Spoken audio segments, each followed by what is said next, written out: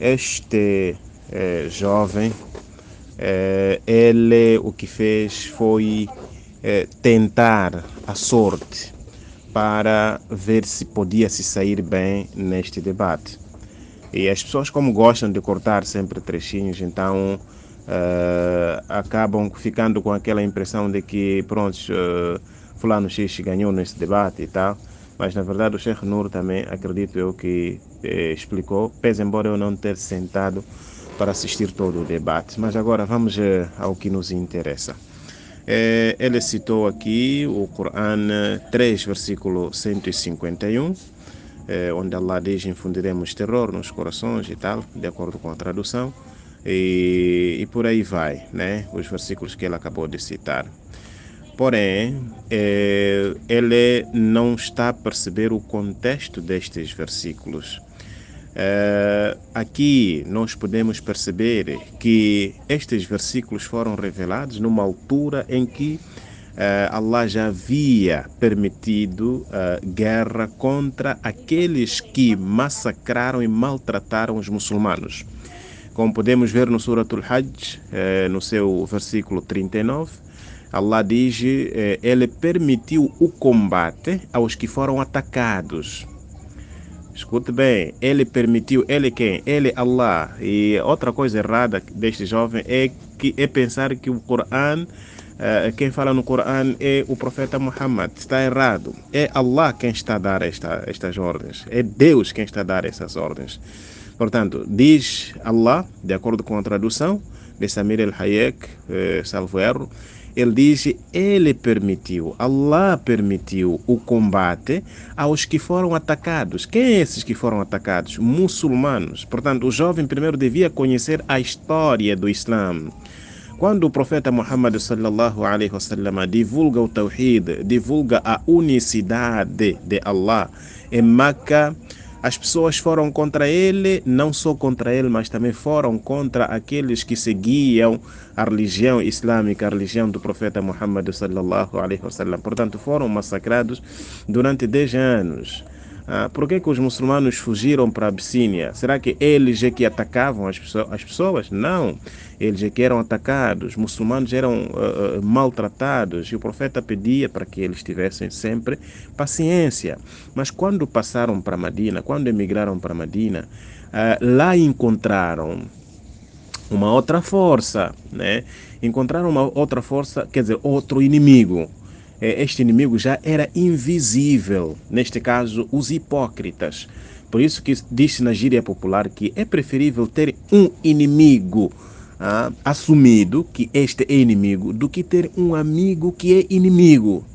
Este é mais perigoso. Portanto, em Medina, foi-se notar que haviam estes inimigos que faziam de conta que eram muçulmanos quando na verdade não eram muçulmanos. Eu perguntaria a este jovem: o que é que tu farias ao descobrir que o teu próprio amigo está-te a vender? Será que ias te manter, ou seja, ias manter a amizade com este amigo? Obviamente que não, né? Obviamente que não. Portanto, aqui Allah está a clarificar que vocês saíram de Meca porque lá estavam sendo perseguidos, estavam sendo mortos, estavam sendo torturados, massacrados.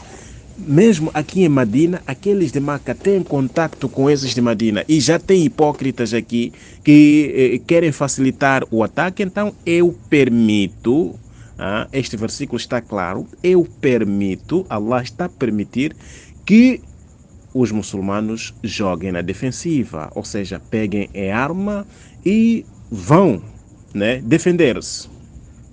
Portanto, não é terror como as pessoas pensam, do tipo chegar numa zona, começar a matar pessoas desnecessariamente. Não.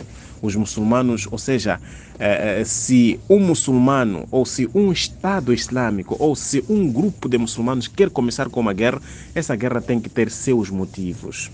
Nunca acontece guerra islâmica, ou seja, guerra de muçulmanos, ou seja, muçulmanos iniciarem guerra assim do nada. Não, tem que haver motivos fortes. Eles devem ser atacados, ou deve haver motivo para dizer que, olha, estamos cansados de sermos atacados, de sermos feitos, então vamos responder. Caso contrário, guerra no Islã não existe, ou seja, não é permitido que você cause mortes e mate as pessoas assim de qualquer maneira, como quer parecer o jovem, né? E depois vamos mostrar no Corão 60, versículo 8, Allah está a dizer: Deus nada vos proíbe quanto àqueles que não vos combateram pela causa da religião e não vos expulsaram dos vossos lares, nem que lideis com eles com gentileza e equidade, porque Deus aprecia os equitativos. Olha, Allah está a permitir a todos os muçulmanos para que lidem com aqueles que não são muçulmanos de forma cordial, de forma boa, desde que estes não muçulmanos não tenham nos proibido, ou seja, não tenham proibido os muçulmanos, ou seja, não tenham combatido os muçulmanos por causa da religião, né? Veja lá, não tenham combatido por causa da religião, então vivam com eles de forma cordial, de forma saudável, de forma... Portanto, esta é a base da nossa convivência com os não muçulmanos pacífica, uma convivência pacífica. Não somos terroristas. Agora, por que aparecem estes versículos que falam de terror? Estes versículos aparecem porque os descrentes da altura mostravam que eles não queriam nem um pintado ver Muhammad sallallahu alaihi wasallam e não queriam ouvir falar de Islã, né? Não queriam saber. Então, neste caso, os muçulmanos foram obrigados a pegarem a arma para poderem se defender e atacar, obviamente. Mas àqueles que não atacaram os muçulmanos, a estes Allah concede esta liberdade de conviver-se ou viver-se tranquilamente. Agora, no capítulo 491, salvo erro, ou então no capítulo 489, Allah fala de hipócritas, né? Aqueles hipócritas, ou seja, hipócritas são aqueles que têm duas faces, aqueles que nós estamos aqui a falar.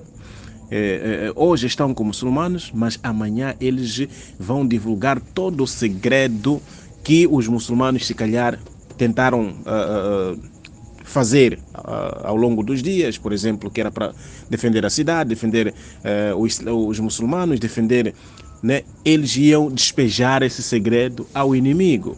O que é que você faria, por exemplo, estamos em guerra, o que é que você faria tendo este tipo de inimigo? Sabendo que este é inimigo, obviamente que mata-se. Esse tipo de pessoa, estando em guerra, essa pessoa não tem vida, mata-se. Por isso que na guerra não há piedade. Sabendo que esta pessoa é criminosa, ou mesmo sem saber, só pela desconfiança, você pode ser morto, né? Por isso, mesmo você passar pelo quartel, por exemplo, no momento em que o país está tenso, você pode sofrer consequências. Portanto, os versículos estão muito e bem explícitos. Os versículos não estão a dizer que era para matar ou é para matar qualquer pessoa como fazem. Não. Estes versículos demonstram que o povo estava em guerra e, se estiver em guerra, são aplicáveis estes versículos. Se um Estado islâmico ou as pessoas muçulmanas que estão a reivindicar o seu direito estejam de facto a reivindicar algo que está plasmado no Sharia, na lei islâmica, estes versículos são aplicáveis. Neste caso, se a gente está diante de um inimigo e este inimigo não quer se render, por exemplo, né, demonstra uma certa revelia, então, obviamente que estes versículos serão aplicados. Em todo caso, isso demonstra que o Islã não deixou nada vazio. Existem lá leis de guerra dentro do Corão, existem leis de guerra. Existem leis para o comércio, existem leis para... existe lei para tudo. Portanto, se numa Constituição da República a gente vai encontrar lá uma lei que diz, por exemplo, matem todos os animais inúteis num determinado lugar, não quer dizer que esta Constituição não está boa, mas sim quer dizer que esta Constituição não deixou nada. Legislou, ou seja, tem tudo o que o homem precisa. Portanto, o Corão tem tudo o que o homem precisa, né? Quer leis de guerra, quer fazer isto, quer fazer aquilo, o Corão já explicou. Portanto, de forma resumida, antes de se ler estes versículos que este jovem deu, deve perceber a essência do Islã. O Islã é feito na base de o quê? Na base de ódio ou de amor? O Islã é feito na base de amor, através destes versículos que nós citamos, né? 60, versículo 8, onde Allah diz que temos que conviver com todos de forma pacífica, excepto com aqueles, não podemos viver em paz só com aqueles que nos combateram por causa da religião. Pronto, se nós vamos para a Bíblia também, temos aqui o Êxodo 23, versículo 20 até lá. De acordo com a Bíblia, Deus diz assim: eis que eu envio um anjo diante de ti, para que te guarde neste caminho e te leve ao lugar que te tenho aparelhado. Guarda-te diante dele e ouve a sua voz, e não o provoques a ira, porque não perdoará a vossa rebelião, porque o meu nome está nele. Mas se diligentemente ouvires a sua voz, fizeres tudo o que eu disser, então serei inimigo dos teus inimigos e adversário dos teus adversários. Porque o meu anjo irá diante de ti e te levará aos amorreus e os heteus, e aos heteus, e aos ferezeus, e aos cananeus, e aos heveus, e aos jebuseus, e eu os destruirei. Quem? Deus vai destruir estes povos. Como é que Deus iria destruir? Lutando, o seu povo lutando contra estes povos. Portanto, Deus aqui está a dizer, de acordo com a Bíblia, vai os destruir. 24. Não te inclinarás diante dos teus deuses, dos seus deuses, nesse caso dos deuses desses cananeus, heteus, heveus, né? Tu não podes te inclinar diante desses deuses, nem os servirás, nem farás conforme as suas obras.